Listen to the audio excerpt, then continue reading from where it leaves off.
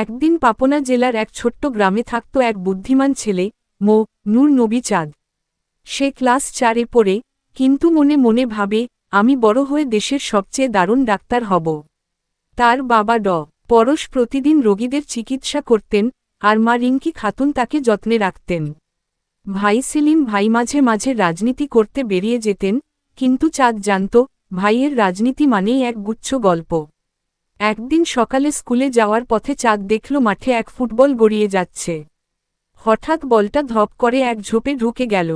চাঁদ বল আনতে গিয়ে দেখে, বলটার ভেতর থেকে একটা ছোট রোবট বের হচ্ছে। রোবট বলল, হ্যালো, আমি ডক্টর বলু। আমি এমন বল, যেটা শুধু ফুটবল খেলে না, রোগও সারায়। চাঁদ তো অবাক। সে তার বন্ধু সারিয়া, হামিম, তামিম আর ফিরাদকে ডেকে আনে। সবাই মিলে রোবট বলুর সঙ্গে খেলতে শুরু করে।